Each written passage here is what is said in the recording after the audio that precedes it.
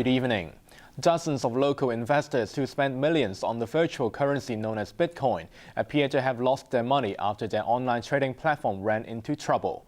Around 30 people have sought help from a lawmaker to find the local operator and get their money back. All the buzz about Bitcoin appears to have died down these days, although the virtual currency is still doing its rounds among investors in Hong Kong willing to take the risk and join the online payment system.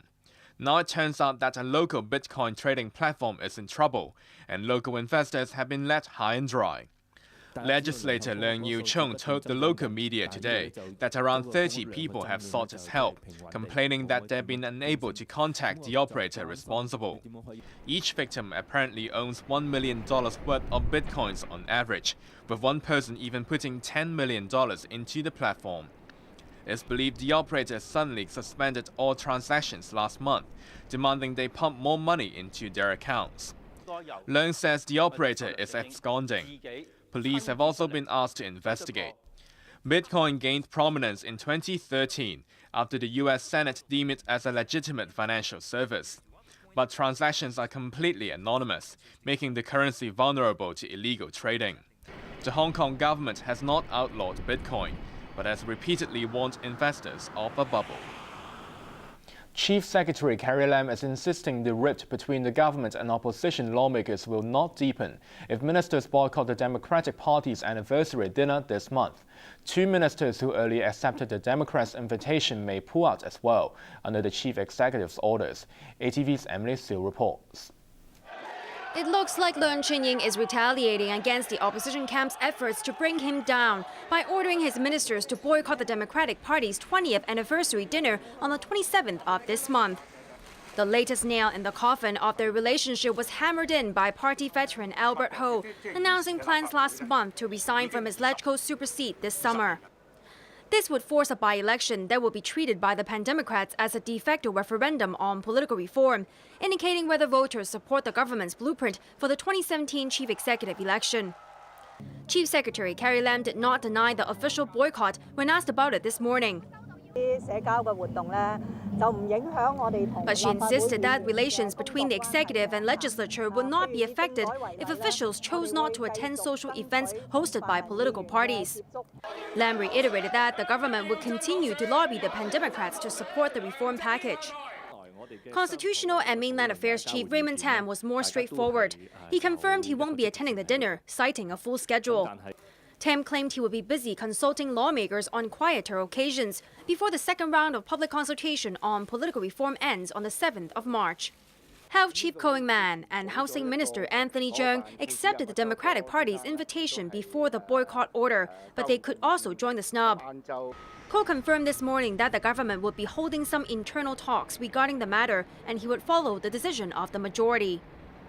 Yeung would not say whether he would change his mind.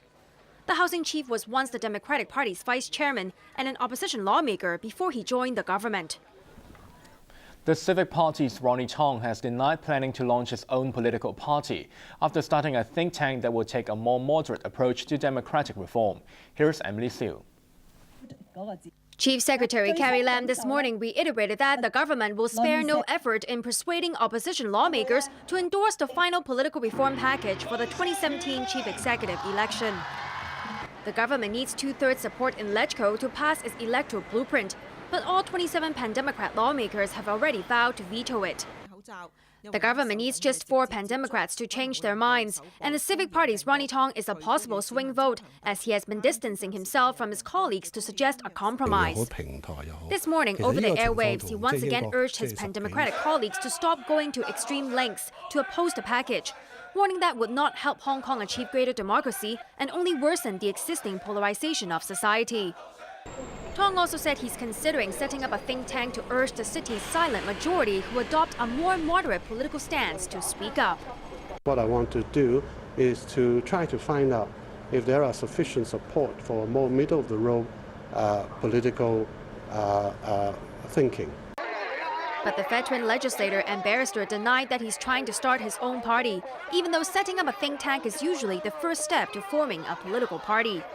At this moment, I'm really not thinking about forming a political party, but simply to generate more debate and more outward thinking, and hope that we can, from there, establish a better relationship between Beijing and the people of Hong Kong.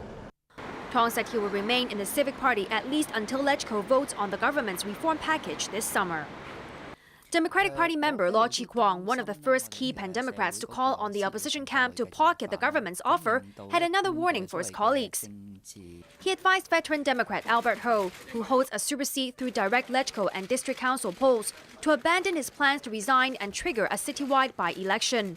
It would definitely look disadvantageous to the Democratic Party because its closeness to the district council election in November this year. Because in June, the resolution will be tabled, and if it is not passed, and then Albert Ho resigned, then probably the by-election would take place in around September. Ho's own camp is doubtful whether it's any use for him to step down after LegCo votes on the final reform package. Veteran Beijing loyalist Anthony Wu, a local delegate to China's top political advisory body, has a strong suggestion to end the stalemate. He told ATV's Newsline there should be a comprehensive public opinion poll to reflect once and for all what the people of Hong Kong want, so that lawmakers will vote accordingly when the package is put before them. Let's say you have 10 really different institutions, Hong Kong U, the pandemic agencies and whatever. Ask one simple question: would you accept the government's proposal? Wu says such a simple and direct question would avoid the risk of the survey being manipulated, and all parties should promise to accept its results. Housing Society Chairman Marco Wu is backing calls to reduce leasing restrictions for subsidized homes, but foresees difficulties in making a new scheme work. ATV's Arthur Urquiola reports. Latest figures from the government have painted another grim picture of Hong Kong's housing problems. There are now 270,000 people applying for public rental housing, with an average applicant having to wait 3 years and 3 months for a flat. On a radio show today, Housing Society Chairman Marco Wu admitted things are not looking good. Wu believes a proposed pilot scheme allowing sitting tenants to buy new public rental flats at discounted prices could help shorten the queue. About 700,000 current tenants are expected to be eligible for the scheme, announced in this year's policy address. As to whether to impose a 5-year ban on the resale of the sold units to control speculation, Wu warned it could backfire, as potential buyers might be put off by restrictions. There have also been calls to loosen leasing restrictions for home ownership scheme units, which cannot be rented out without owners paying the land premium. Wu agrees the move will put vacant flats to better use, but admitted difficulties in making the scheme work, as HOS units are subsidized by public money. He also revealed the Housing Society's plans to rebuild 8 estates that are 40 years or older, saying talks are underway with authorities on how to resettle current residents. Arthur Urquiola, ATV News. Health authorities have admitted there won't be enough supplies of a new vaccine in April to treat a deadly strain of the seasonal flu virus. The virus has killed 140 people so far this year, and the health minister is expecting a longer peak flu season. ATV's Ann Chang reports. The Center for Health Protection announced today that 6 more people have died from severe seasonal flu, taking this year's casualty toll to 140. While schools have been advised to put children through temperature checks, the center's controller, Leung Ting-hung, insisted there's no need to suspend classes yet, as most of the victims are elderly people already suffering from chronic ailments.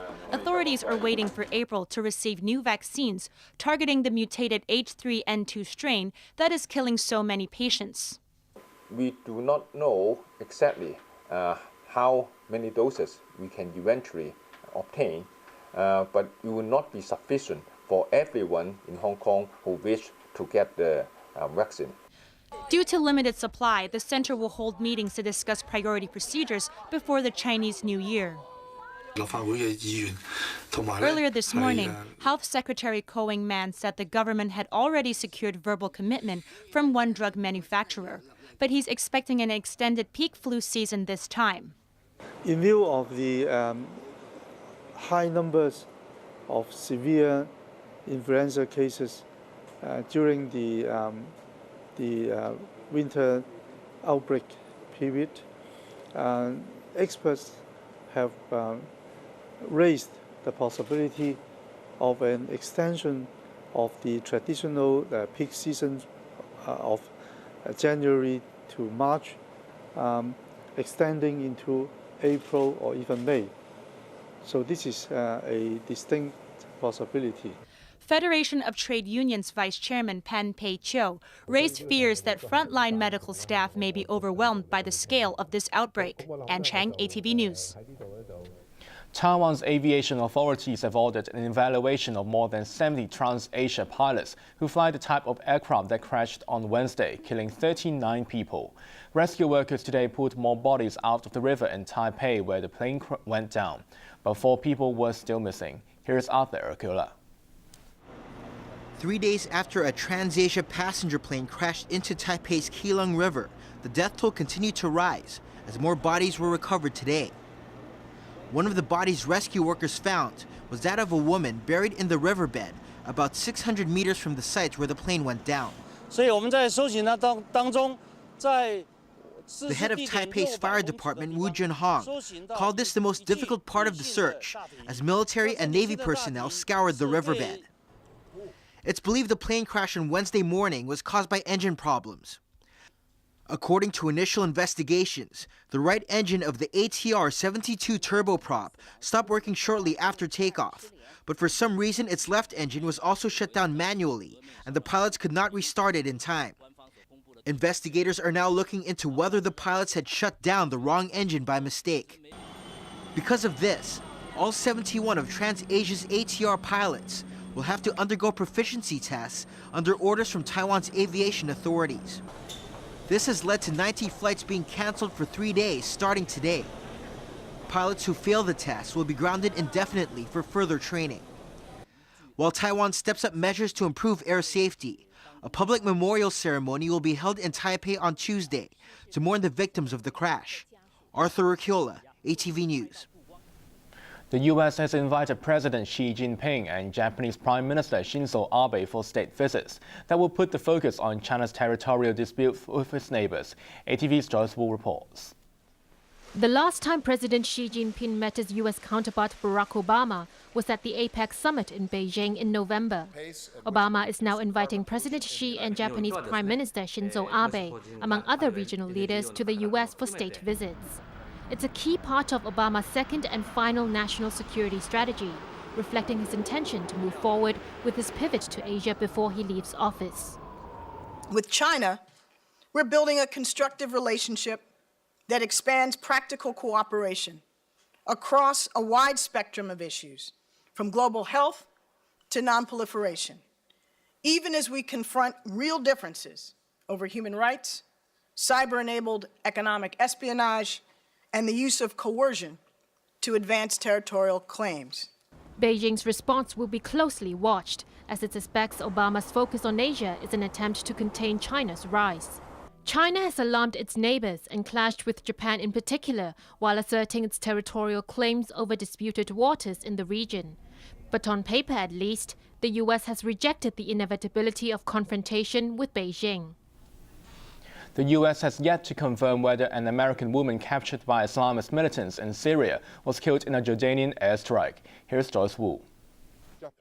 After posting videos online of 2 Japanese hostages being beheaded and a Jordanian captive being burnt alive, Islamic State militants claim an American woman they've kidnapped has been killed in a Jordanian airstrike in Syria. But the U.S. government would not confirm the death of 26-year-old Kayla Jean Mueller, who was seized by the extremist group also known as ISIL in August, while she was in Iraq for humanitarian work.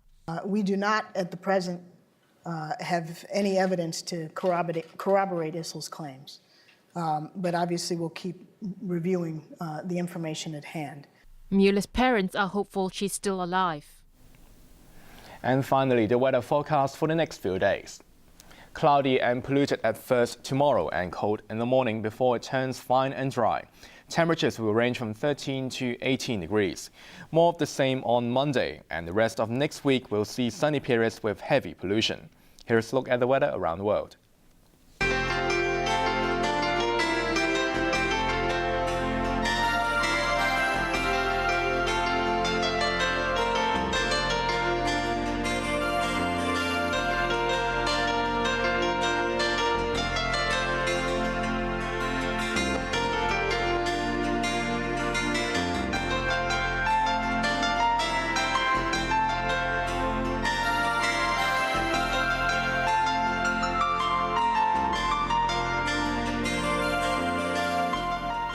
That's all the news for now. Thanks for watching ATV. I'm Raymond Yeung. Good night.